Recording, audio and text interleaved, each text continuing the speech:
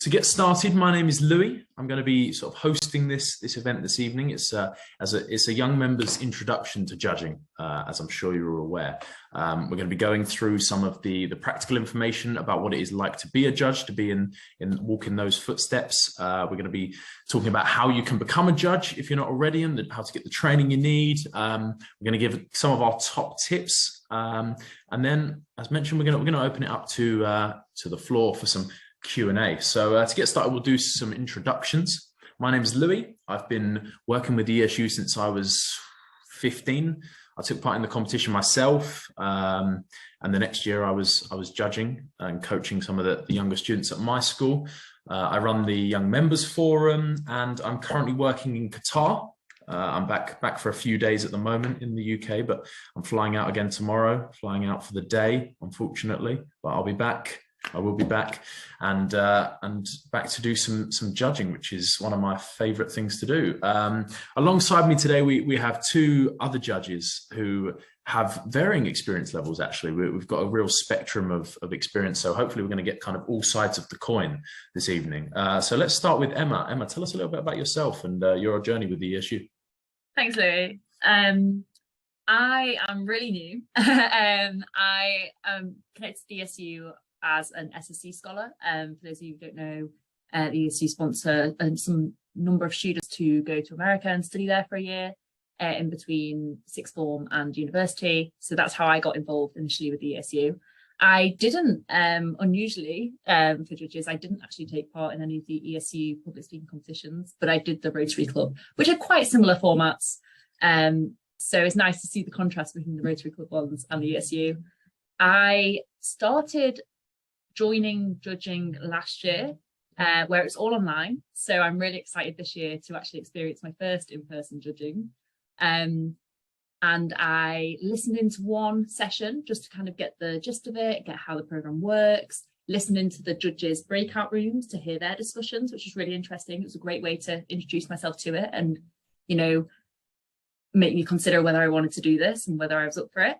And then I started and was paired with quite experienced judges and quite experienced Zoom managers as well, which is a big part of the job last year. And I've started since then. And that's kind of my story with the ESU. So very, very new, but Dan will be contrasting.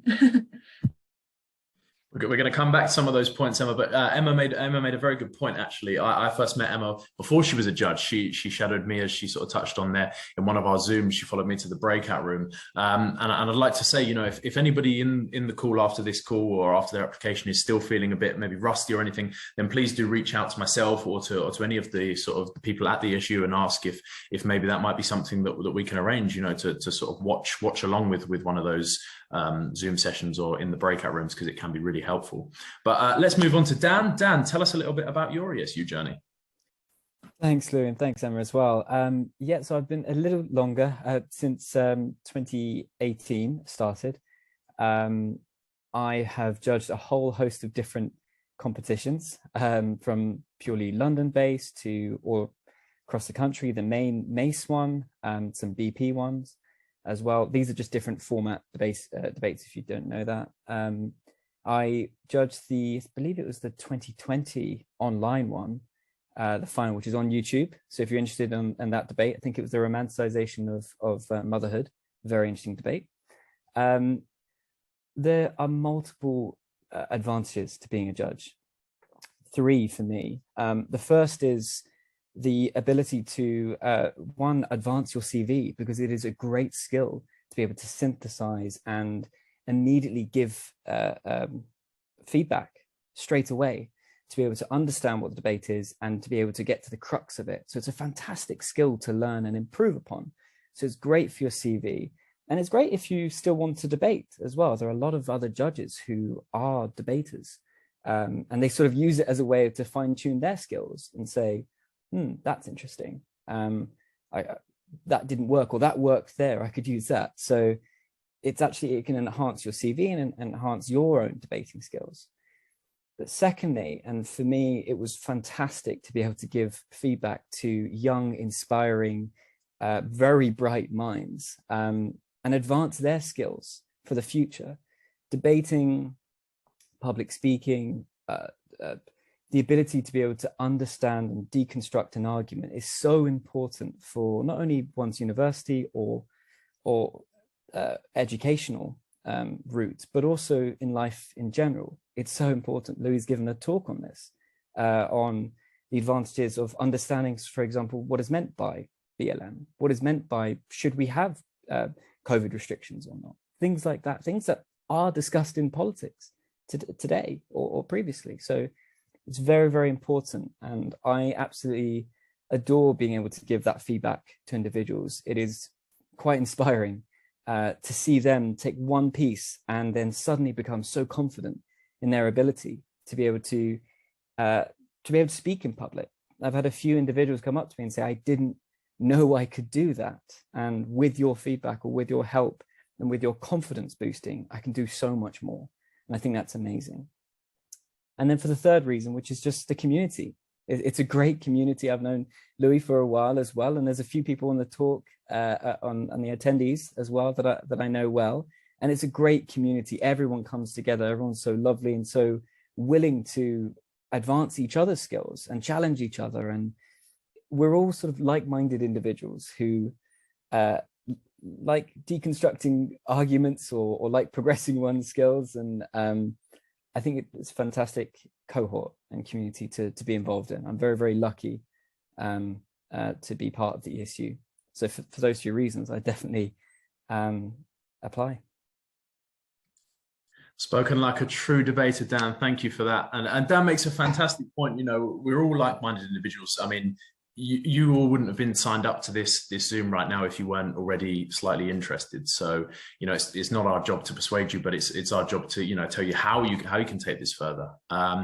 I'd just like to just to finish up the introductions. Emma and Dan, would you mind just touching on what it is you're sort of doing now in life, and if possible, how you think sort of, and Dan, you sort of touched on it there with your CV, but how judging and competing and being involved with the ESU in general has helped you in your career or studies or whatever it is you're up to. Emma, do you want to go first? Absolutely. Yeah, I'm a third year university student in Manchester. I study anatomical sciences. So I always love it when there's a little science topic in the competitions.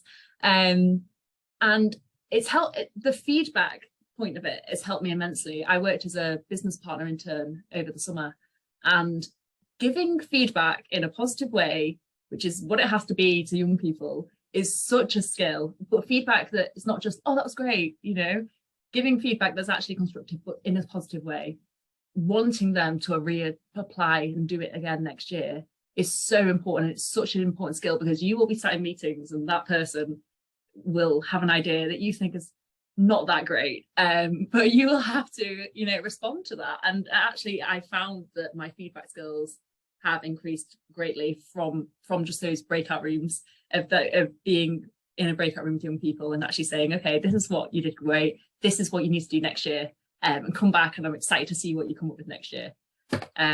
So that's possibly one of the ways, definitely, is working on those feedback skills. Couldn't agree more on that. Yeah, it's so true to impact someone's mind without sort of dragging them down, and be able to uplift them, but be realistic as well. So I'm also at university, so I tutor at Durham in law, and I'm also doing my PhD at the same university as well, in constructive trust. I don't know if anyone knows too much about that. It's quite a niche area of property law.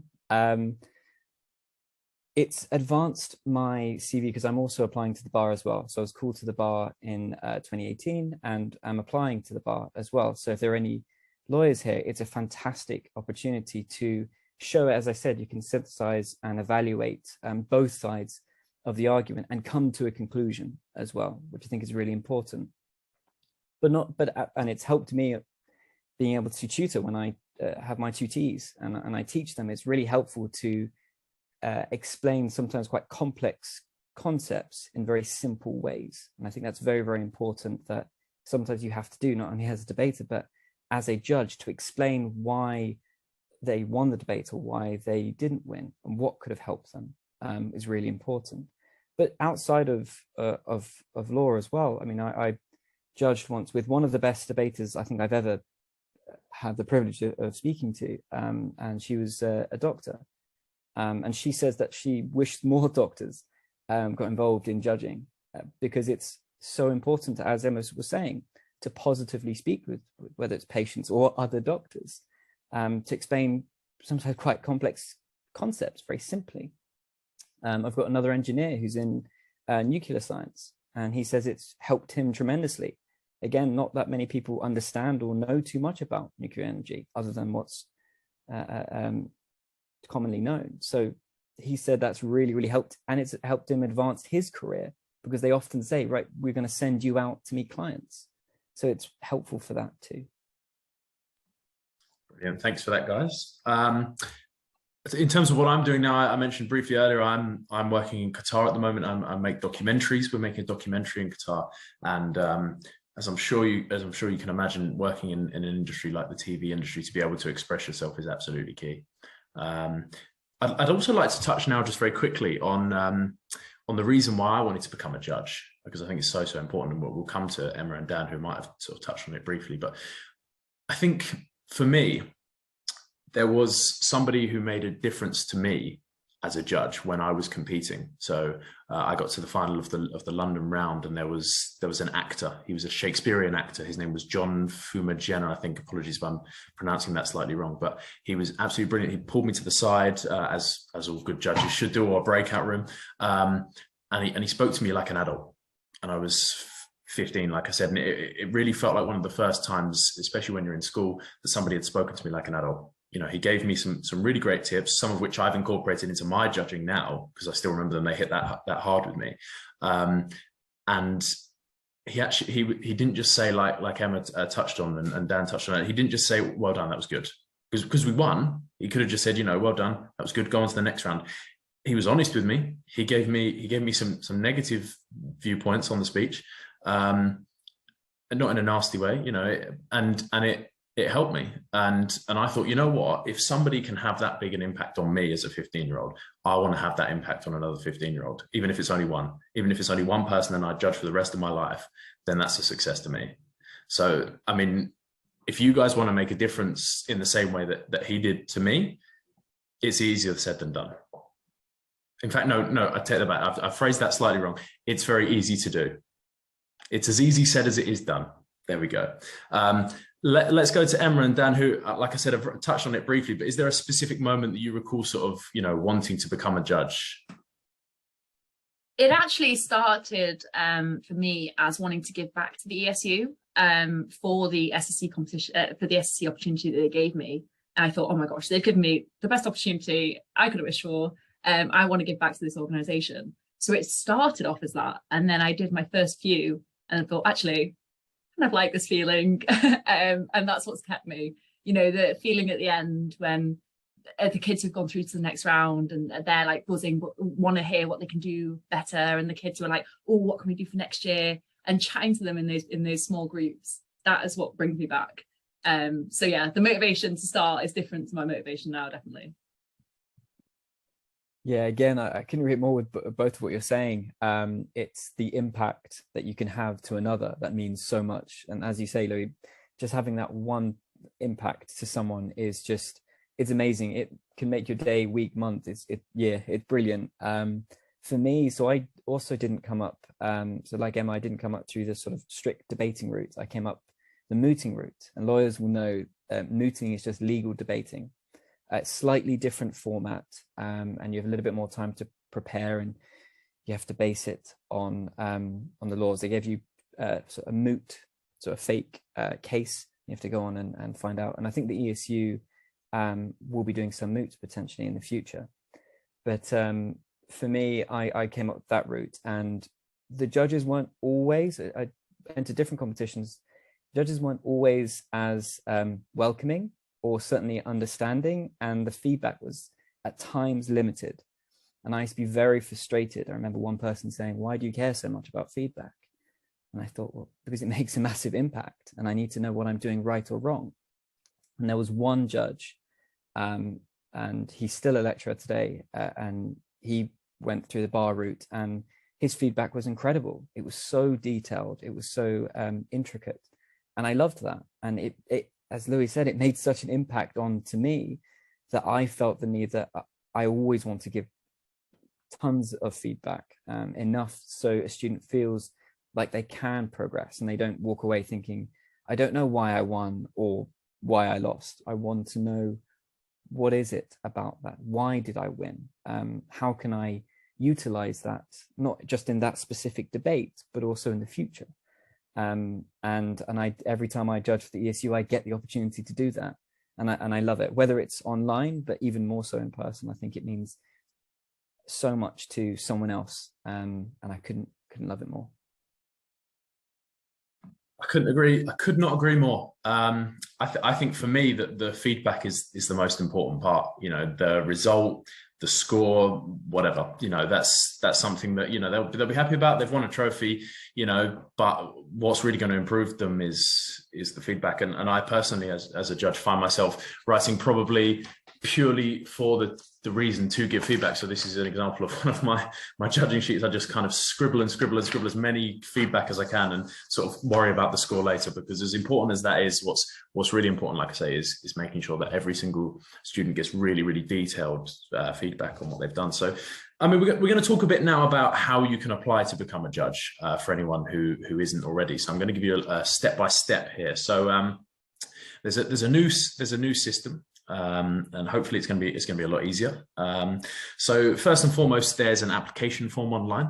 I think it goes live on the 30th of September. But in the meantime, in the next, 9 days, you can fill out an expression of interest online, which will mean that you get an email as soon as that application form goes live. After you've applied, there will be a live training webinar on Zoom. So it'll be a bit like this, but kind of more in depth, more detailed analysis of what the process involves. Then there will be the actual webinar itself. Safeguarding practices, tips and tricks, you know, blah, blah, blah, the standard stuff. Then there will be a written training. This isn't kind of as formal or as serious as it sounds. It will just be kind of a few questions, a bit of a quiz on what you've learned from that Zoom webinar. And again, that will kind of include the safeguarding, which is really, really important because we have to make sure that all of our students are well protected. And then after that, you'll receive a confirmation that you're on the database for judging, and you will get your heat invitations. So whether that be online, in person, whatever it is, you know, you can put a back and forth about what sort of dates you want to do, what sort of times, but you will get the invite, and you're officially a kind of fully fledged ESU judge. It really is as easy as that. So let's move on to some top tips. If anybody has any questions as we're going on, I know we're going to have a Q&A at the end, but if anybody wants to put any questions sort of as we're going on, if any of that kind of doesn't make sense, please feel free to use the Q&A section. So top tips, before we go into the top tips, the ESU has lots of competitions, but what we're mainly kind of talking about today is the public speaking competition, the Churchill competition. So if I might ask, maybe Dan, would you be happy to sort of run us through the format of the competition, just so everybody's on the same page? So I haven't actually done the Churchill competition before. It's the only one I haven't done. Okay, tell us about the debating one then, and Emma can do the Churchill. Yeah, okay, I'm a bit more confident with the Churchill one. Great. So debating one is normally the mace. The mace normally starts with a few rounds, normally about 6 rounds.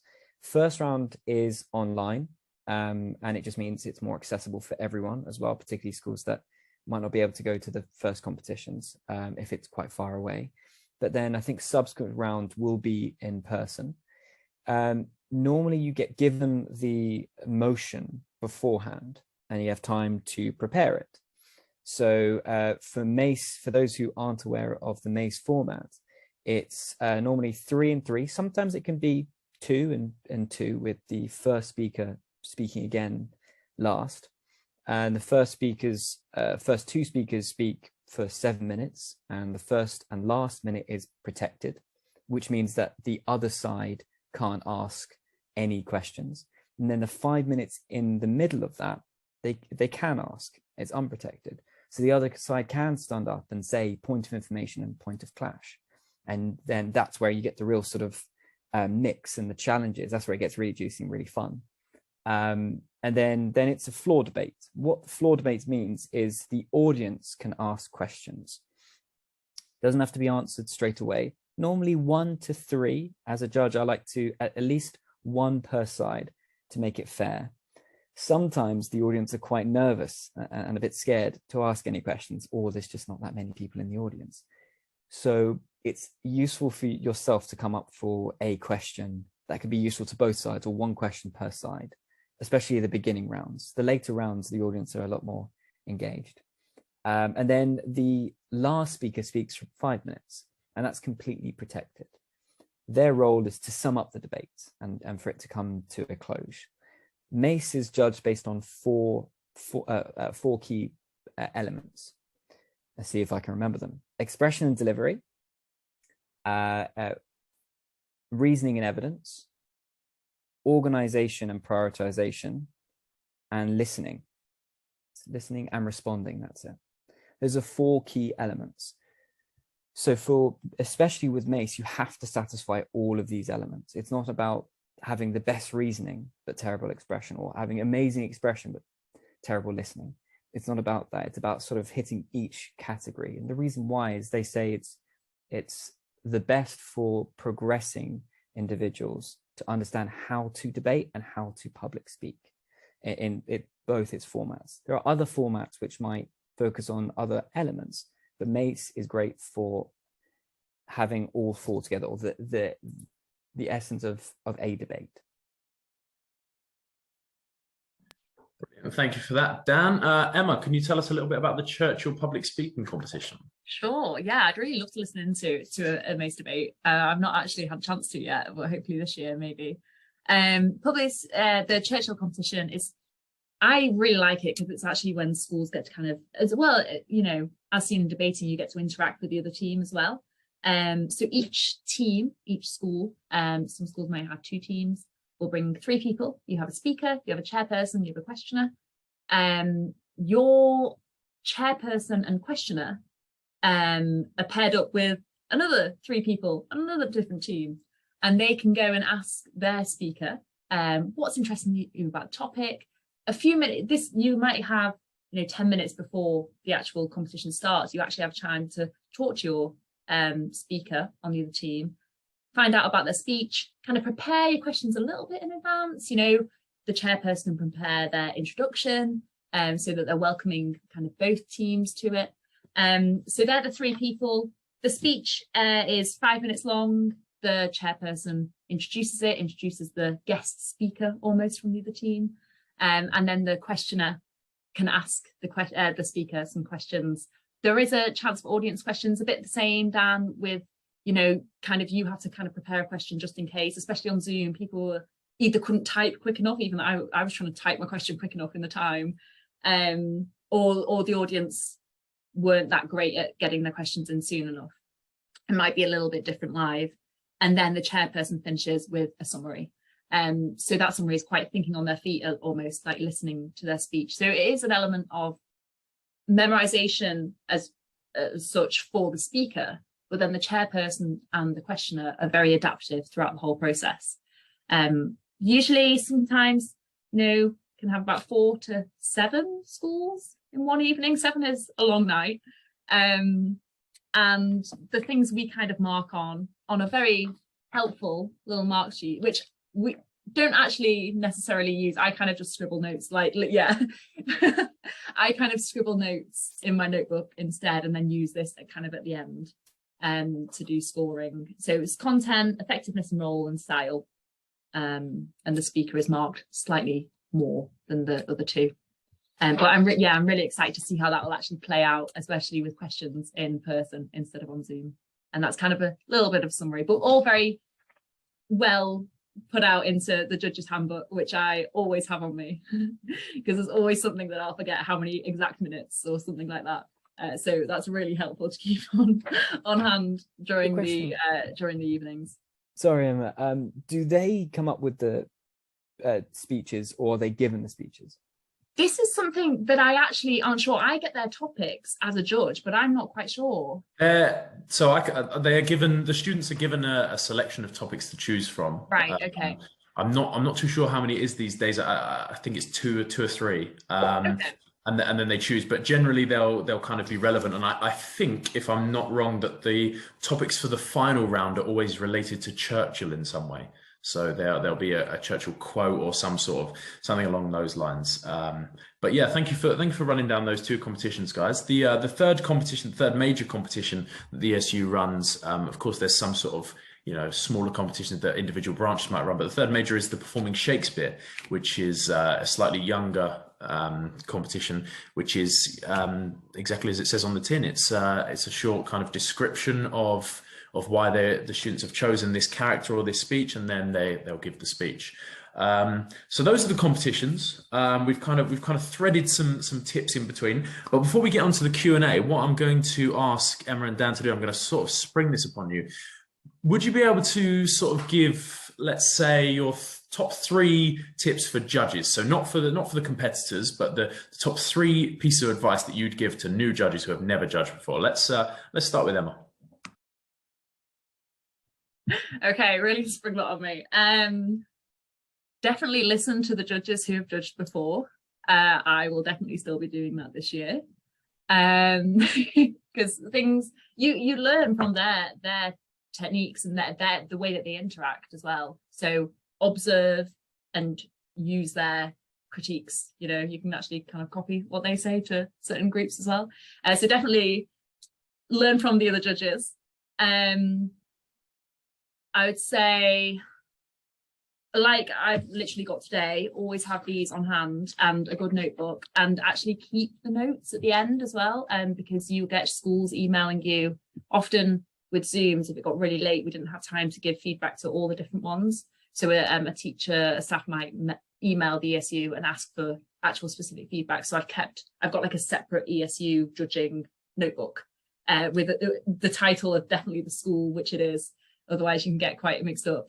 So definitely keep that, for at least a few more weeks after the competition, because you might be asked for that feedback. Third one. Sometimes they are quite long evenings, but you can be flexible with what you pick. But they are quite long evenings sometimes. So I always have like snacks in off camera, but accessible on my desk. But it's great. And actually you sit down for the evening, you're like, okay, this is quite a long evening, but you actually learn so much. Like I'm always so amazed. I'll come out of the evening and think, wow, I've listened to a speech about obesity, I've listened to a speech about the NHS, I've listened to a speech about Churchill. It's crazy. And you'll end the evening actually more knowledgeable from some year 8s and year 9s, which is brilliant. 100%. Thanks for that. Just before we move on to Dan, I've just received a note from a helpful viewer whose name is only Zoom user, so I can't give you any credit. But thank you for this. They choose from 6 topics, the students. So when I did it all those kind of 5 years ago, I think it was 2 or 3. So it might have changed, or maybe they just didn't like me very much and they wanted me to just choose from less. So who knows? I'd also like to say, I've not had an evening where I've had the same topic come up twice, actually, which has been great. Because you've actually not had to have a repeat. But also it'd be interesting to hear a repeat, I guess, and see how they do it differently. Yeah. Ooh, you do sometimes get a double up on a topic, and like you say, it can be really interesting to hear kind of 2 different approaches. Before we move on to Dan's top 3 tips, I'd just like to say we're going to move on to the Q&A shortly after our tips. So if there's any Q&As you want to get in now to kind of beat the curve, then please do. But let's move on to Dan. Thanks, Louis. I couldn't agree more with Emma. There's so many times where after a debate, I'll finish and I'm so intellectually stimulated. There's no way I'm going to sleep after that. I have to engage with someone. It's just, I either do more research, or I feel like the poor people around me have to listen to me then discuss what I've just heard and how they could have won. So I feel bad for the people that live with me. My 3 top tips are simplicity, confidence, and timing. So when it comes to confidence, ensure that you aren't too harsh with them.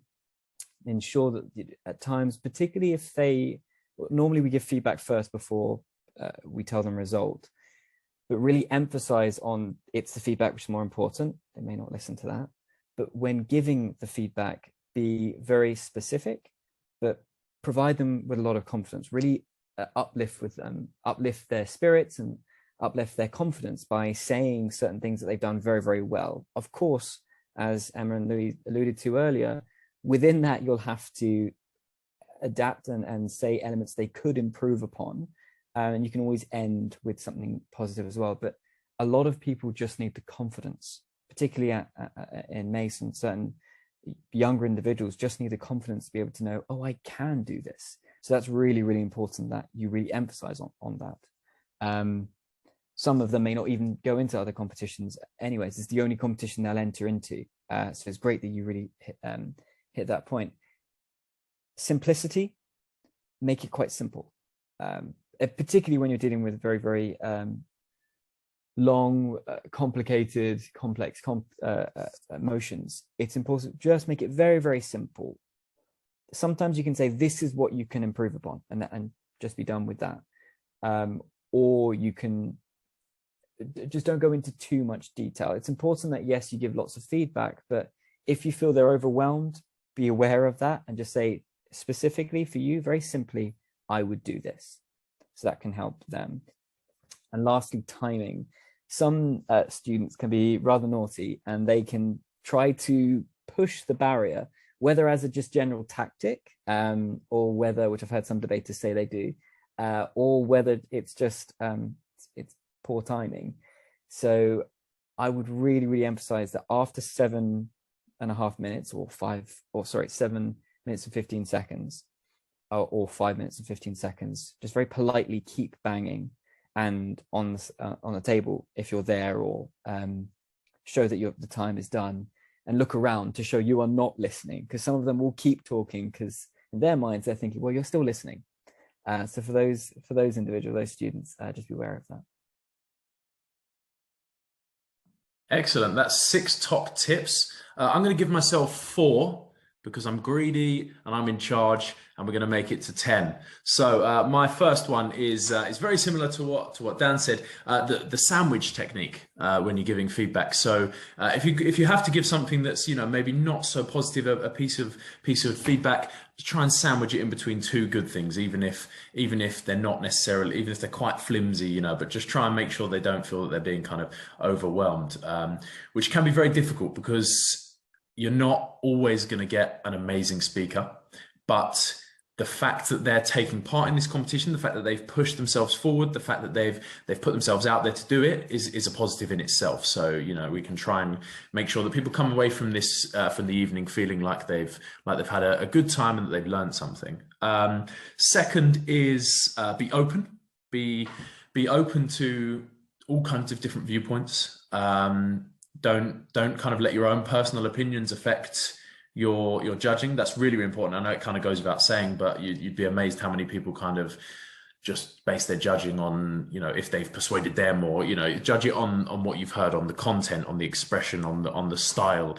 The third piece of advice I'd give, and this sounds like I'm conflicting with Dan's point about simplicity, but I'm really not. I'm actually adding to it. Assume that the people that you're judging are intelligent, because simplicity doesn't mean dumbing it down.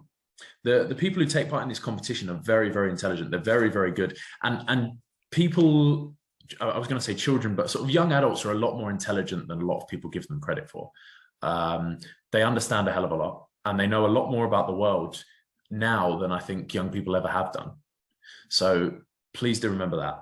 And the last piece of advice that I'd give, and I have an example here, is try and keep a sort of running cheat sheet. So this is what I do. This is my cheat sheet. So I have sort of generic pieces of advice for each of the individual positions. So I've got one for the chair, one for the speaker, one for the questioner, but you can do this for whatever competition. You know, if you're doing Shakespeare, you might want to write some generic piece of advice. And if you think that you've given a piece of feedback that actually applies to everyone across the board, get that down in your cheat sheet. Keep a running kind of theme, and then bring it to every single thing with you, and have a little look, you know. And if you're struggling at the end to think of one specific thing to say to one person, and you feel, you know what, let me look through this. Did they do this? Did they do this? It's a really, really good way to make sure that you're giving feedback that's appropriate for everyone, and it's a good way to make sure that you're on task with what you're looking for when you're judging. So those are our top 10 tips. We've 10 for you. Try and keep up to date with all of those. It would be really lovely before we get onto the Q&A if we could get some more people of our age judging, because I think it's really important for a 15, 16-year-old to have someone who's, maybe you're 10 years older than them, maybe you're 5 years older than them. I'm 21. I've been judging since I was 17, 18. I mean, unofficially at 17, but yeah. They really feel they can relate to you more. They really feel that they're not just sort of being spoken at by an old man. And as great as all the ESU judges are, young and old, it's really nice to have a balance there. So please, I urge you, if you can, take these tips on board, sign up, get yourself into that second webinar, and let's get some more young people judging, because it's so important. And for those young/old people like myself, it's also important for us too, so I'm 29, but so pushing on the young category, but it's still really important to have lots of different people from different spheres. And as Emma said earlier, and Louis said as well, it's great to have different people from different contexts, so we can learn from each other and enhance our skills and the student skills as well. Absolutely, yeah. There's been times where I've been judging and actually I'm not that familiar with the topic, especially. So I've actually asked another judge who did English, was really into literature, and I was like, oh, I'm actually not familiar with that. Like, what were they actually talking about in terms of if that's a particular tiny bit, and what were they referencing? And it's actually great having a wide variety on the panels, just so you can consult each other as well, which is great, because a lot of different topics come up. So it's great to have people from different areas. Couldn't agree more. Could not agree more. It's very nice if you get a kind of question on social media or something, if you get a sort of older gentleman come to you and say, what's this? But then equally, if there's a question about Churchill, they might have a bit more knowledge than us. So yeah, it's really, really nice. But we've got a couple questions in the Q&A, so let's start with those. So please do put those in the Q&A section. I think Dan would like to answer Anna's question. I'll just read the question out before you answer it, Dan.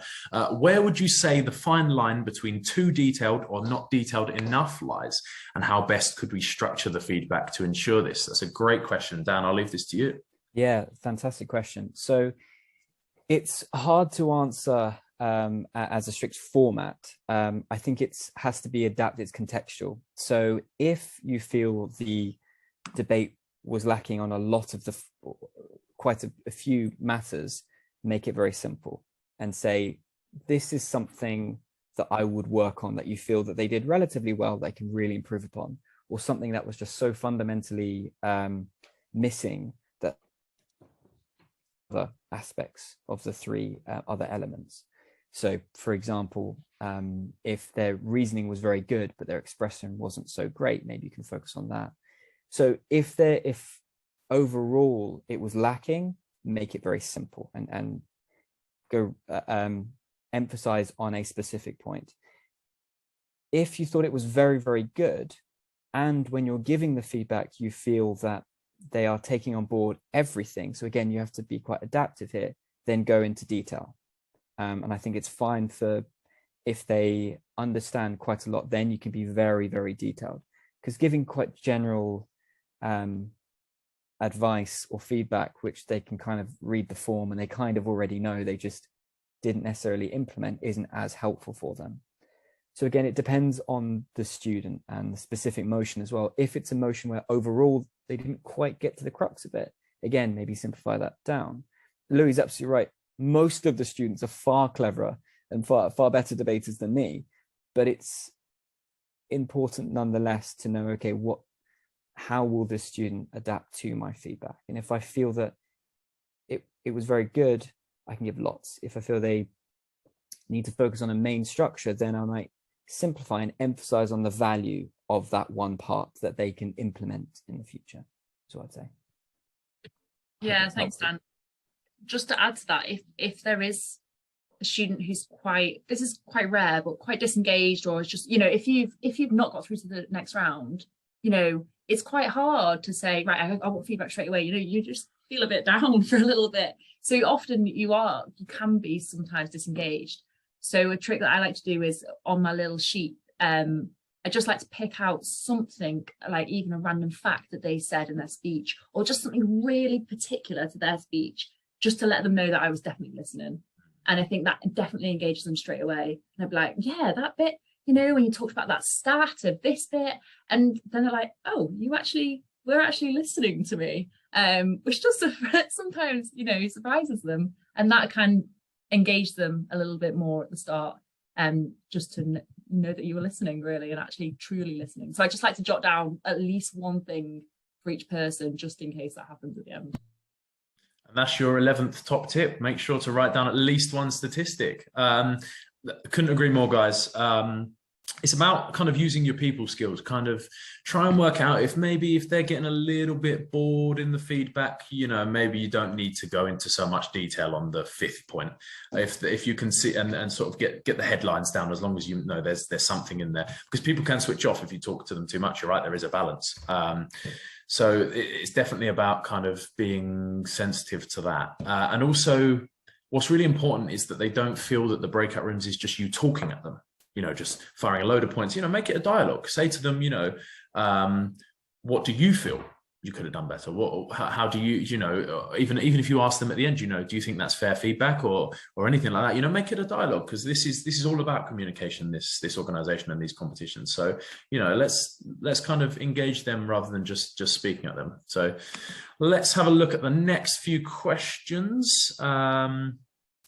So there's a few that have been thrown in about where to find the expression of interest form and the application form. I think that's going to be something that's sort of sent round to everybody after this event. So don't worry about that. That should sort of be around and about. But, you know, worst case scenario, Google become a judge ESU. It's very, very easy to find.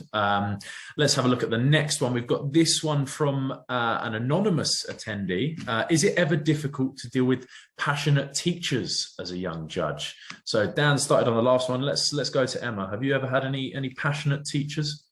I had quite passionate teachers from the ones who've gone through to the next round. They're always really thrilled, and they're really keen as well to say, look, what feedback can we give to the kids? Maybe once because if they're on a high, they're not going to necessarily take feedback in as well sometimes. So sometimes the teachers want that feedback to then deliver them to them the next day when they've just kind of processed it a little bit. I've only dealt with Zoom teachers, so I'm sure behind some blank screens there's probably some not too happy faces, but I've never seen them in person. But that might change this year. So personally, no, I've only dealt with nice teachers who actually just are like, what can we do better for next year? And usually it's just stuff like timings or something like that, you know, for some teachers in terms of how they're teaching the kids it. But no, I've only dealt with nice ones. I've dealt with both. Predominantly, Emma's absolutely right. They are normally so lovely, and all they want to know is how to improve the students' abilities. Most of them are the teachers who the school has nothing to do with it. It's the teachers that have pushed the students into it and have encouraged these perhaps select individuals. So most of them are absolutely fantastic, and just the more feedback the better. They are so happy for the students to just be part of the competition. So it's great. For those who are a little bit more, I like the word passionate, is something that you just have to deal with, and there's not a problem. You just have to explain exactly what you had to do, explain to the student. So you say, this is why they won, this is why they didn't win, they could improve on this. I had one teacher in Norway say to me, disagree completely with your decision, absolutely wrong, and this is the reason why. I went, well, I'm not going to have the debate again. Myself and another judge have decided on this, and we felt the criteria was satisfied for that. I understand that you might be upset by that. They may have other opportunities, or you can say, well, this is what we focus on as the judges. This is what we've scored, and just reassuring them that, you know, not that you're sorry, but that's just how the debate has gone. And they were brilliant. They were fantastic. You can speak positively about them, perhaps calm them down. But just it's how to deal with it. just reiterate the reasoning.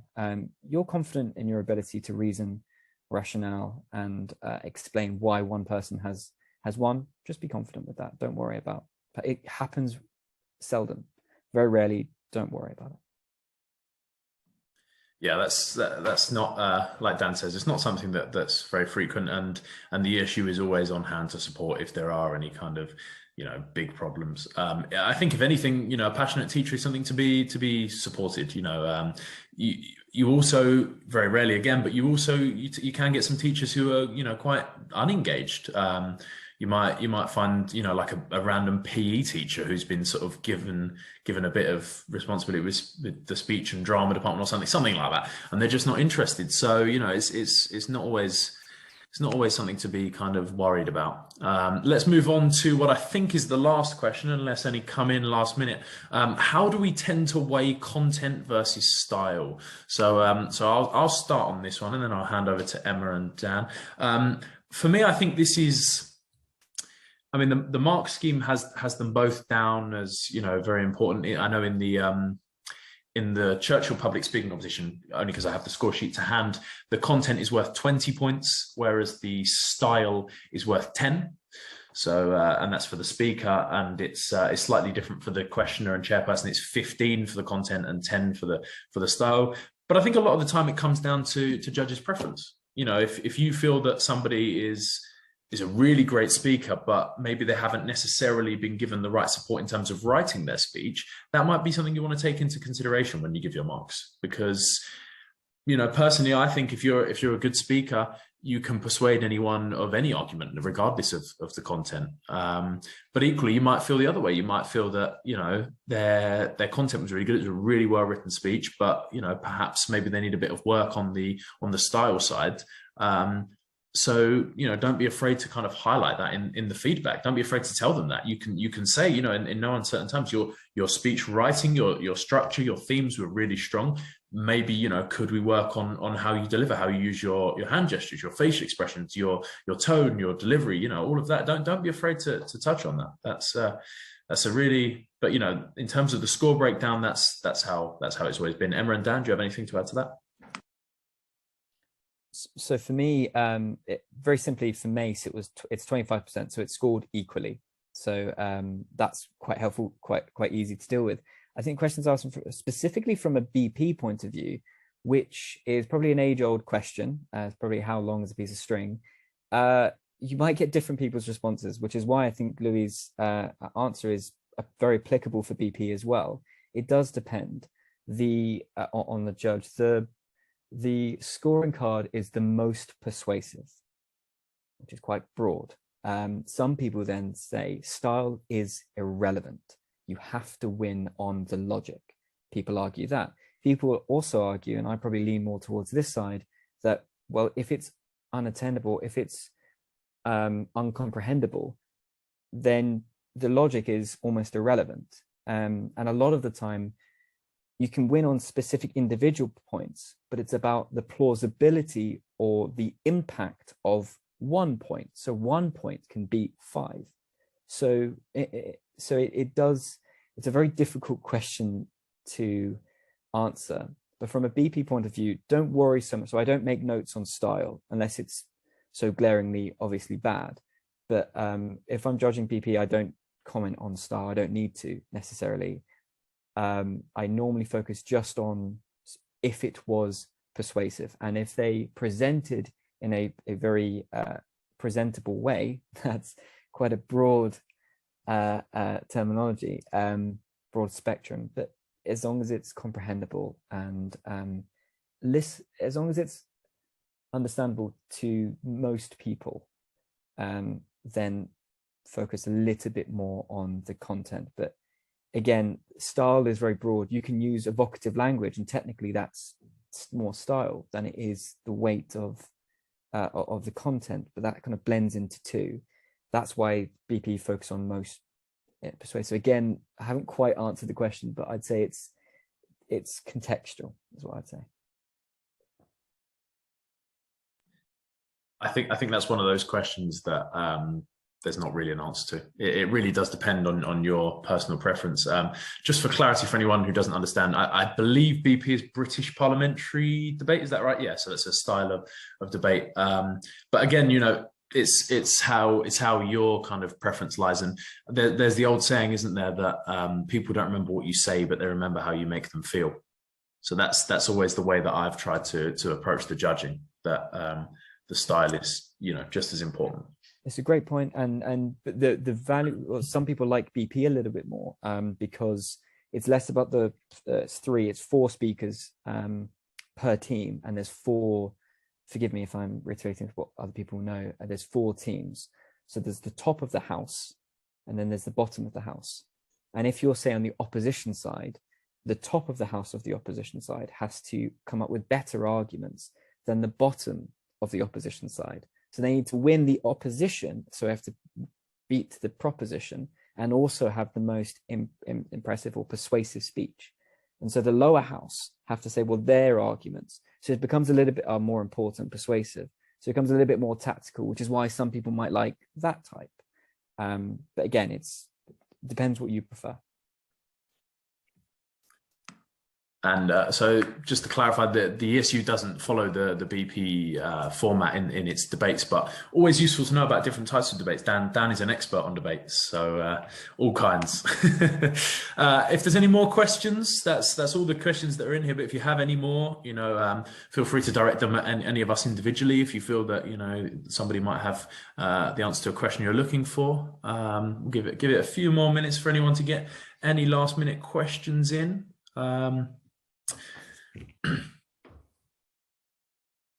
And just while we do, I'm just going to have a little plug of the English Speaking Union's Young Members Forum, which is chaired by myself. Please, if you are a young member who's not a part of the forum, we would love to have you as a young member. We have lots of benefits, lots of events. We have cheaper tickets to the main ESU events, and it's a really nice community to be part of, which is something that we've touched on over the last hour now. There's a real community spirit. If you're wondering how to join, I've just seen that in the chat. There is a link to the join as a young member, which I'm hoping Rachel might be able to send through as part of the sort of follow-up email to this. But if you are interested, there is also an email address which is monitored by myself, which I've put into the chat now, if you want to make a note of that. If you want to just reach out, and please do say, you know, could I have the link to sign up? And we can have a chat about sort of what sort of things you're hoping to do with the issue, and what your experience is. So that'll be really good fun. It's a really great way to meet new people, and I've made some of my closest friends for life through the young members group and through the ESU. It really is a great community to be part of. I don't think there's going to be any more questions. Oh, here we go. So here is the link in the chat, so please do follow that or make a note of that. That would be really great. It would be lovely to have you all. It's open for anyone from 18 to 30. Membership is free for under 27s at the ESU. And I think we're going to wrap up there. So before we go, I'd like to thank everybody for coming along today. I hope it's been informative and you've taken some of those top tips. I know that we have kind of varying levels of judges in the audience. I've had a flick through some of the names. I know some of you personally who have done a bit more than some of the others, and some of you who I'm sure won't have even signed up yet. So it's really great to see everyone, and hopefully we'll see you at an event soon, or some sort of judging event. You know, hopefully we'll be able to chat more. It'd be great. So that'll be lovely. And before we go, I'll just say thank you to Emma and Dan for your incredible input today. I hope you've enjoyed it too. And I thank you to Rachel as well, who's helped to organise this event. Always enjoy it. Thanks so much for holding this, Louis. No worries. Thank you all for coming, and we will see you hopefully soon. See you all later. Awesome.